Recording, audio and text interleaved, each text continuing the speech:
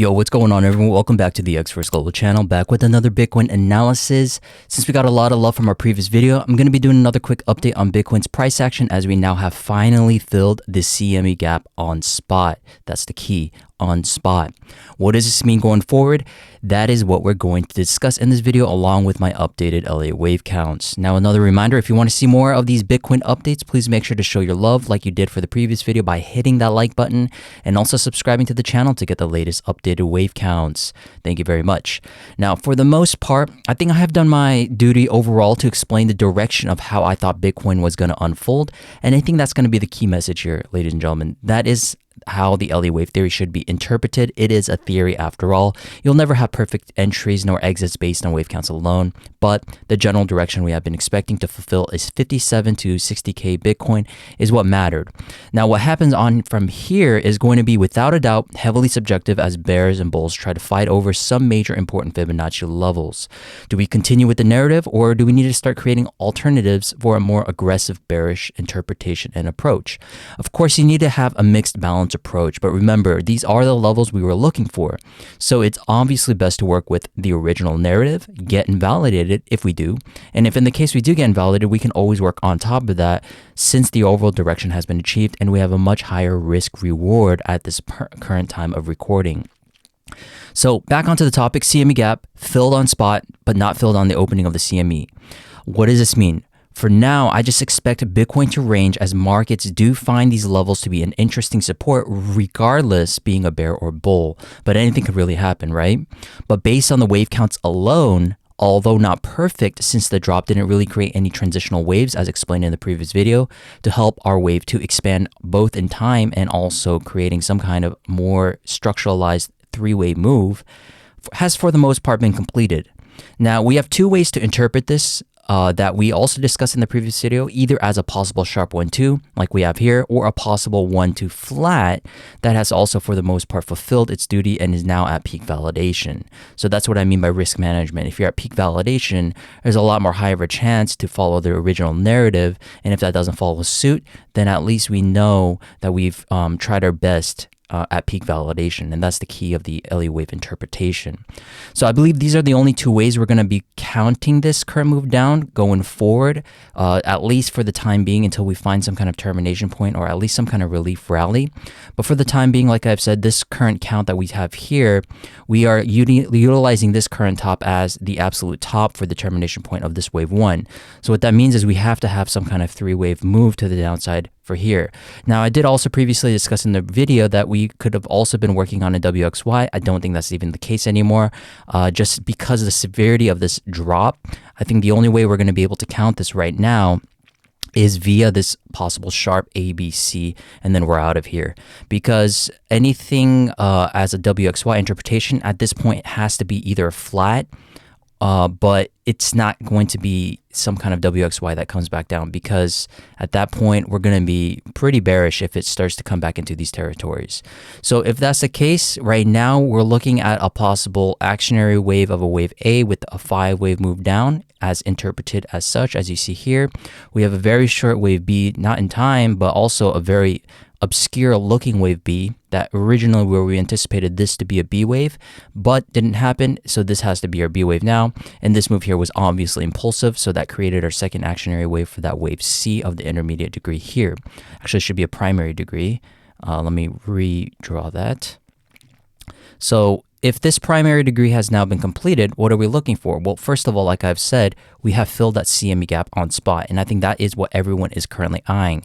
To me, it came a little bit early, but for the time being, the markets are going to be opening quite soon within the days. So I kind of expect Bitcoin to range for a little bit, because if we do go back to the actual Bitcoin futures chart, from past historical experience of how we can interpret the actual CME gaps opening and closing, either Bitcoin was trading above the gap for a while and then fill that gap, but on the immediate opening of the gap, eventually filling it, we had a pretty strong reaction either as support or resistance. So you can see here with all these gaps interpreted, you can see that it was either ranging for quite a bit after the fill, surpassing it, acting as resistance or support, or eventually, like I've said, fill even with a lot of trading days in between. But with the actual fill, we have seen some kind of resistance or support being immediately met. So if we do range in these levels, with possible 1, 2 after that termination of a wave C or fifth wave of some kind of flat being completed, we can say that this level is going to be acting as support, or at least should be assumed. I mean, past price is not going to be indicative of future price action, but it is something to keep in mind because it's been done so many times, right? So why can't we assume that's going to be happening again?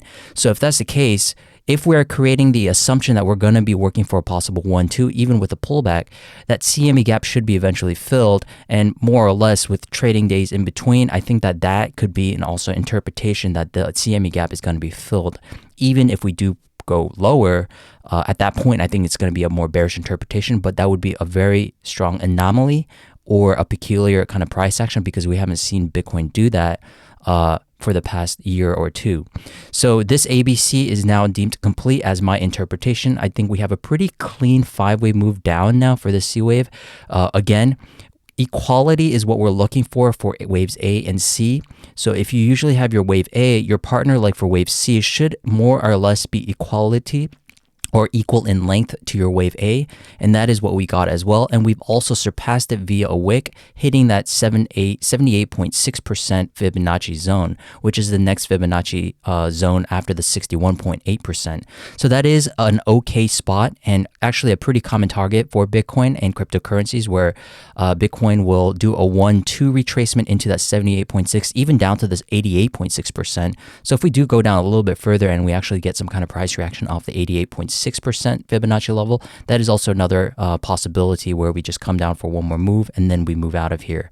So overall, again, 5-wave move up for the highest point of termination for this wave 1. We're interpreting this as a sharp 1-2 and we're out of here. So the next move should theoretically be a strong extended wave 3 of the higher degree. So what is our second interpretation? We also talked about the completion of a trend here, and we're working for a transitional wave of this utilization of this range here, meaning that we're seeing this as a 3-3-5 structure.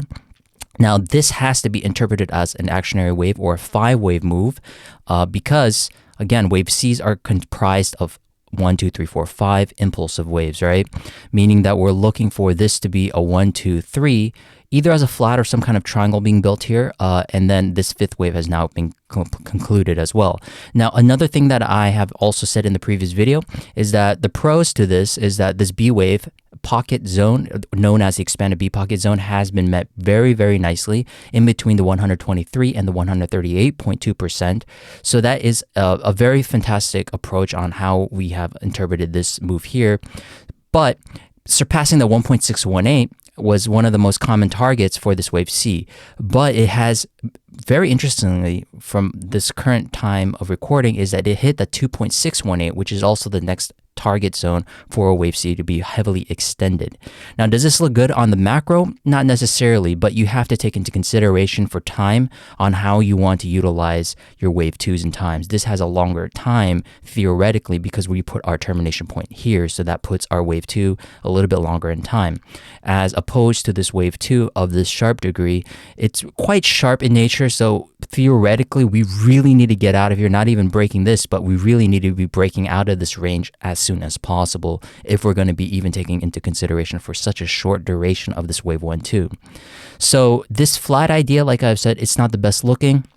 Anything lower, this 5th wave is going to start getting longer than this wave 3 interpretation. Now, we can't even say that this wave 1-2 has started here, but the proportions are quite out of whack because this now has to be our 5th wave. And although this 5th wave is going to be extending, I guess it could fit because C waves, usually the 5th waves are going to be the highest in volumes. I did not check the volume, but this C wave could also be interpreted as such.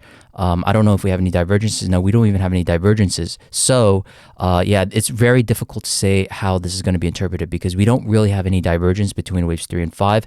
And that is usually what I personally look for when we're looking for some kind of conclusion to a flat or any kind of impulsive wave. We need to have some kind of interpretation of a wave 5 having a possible divergence in between. So what does that mean? If the peak RSI is now at its lowest peak right here, we would most want to say that this is a wave 3 and then we're working for another low for a wave 4 and a wave 5.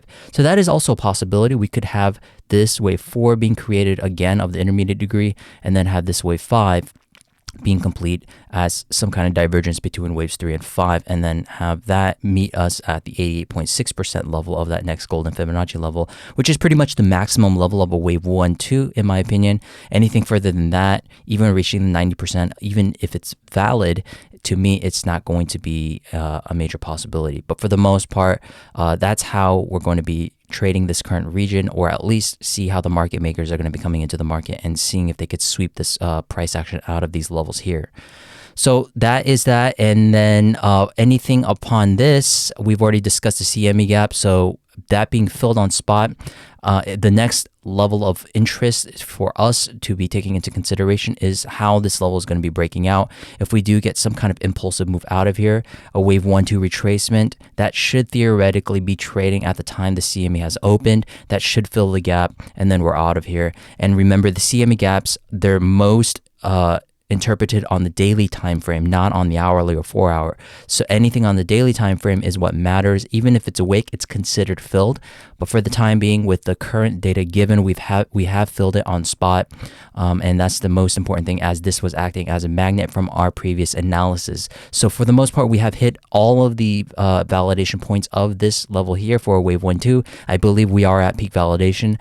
I'm not sure how far it's going to be going down, but if it does, then we're going to have to find a different interpretation, which is absolutely fine, because for the most part, we have hit a lot of the targets to the downside. So hopefully that was helpful, ladies and gentlemen. I will see you guys in the next video, hopefully with another Bitcoin video update. If you haven't already, please do make sure to subscribe to the channel, and also like the video if you want to see more updates on Bitcoin. Thank you very much. See you guys in the next video. Bye-bye.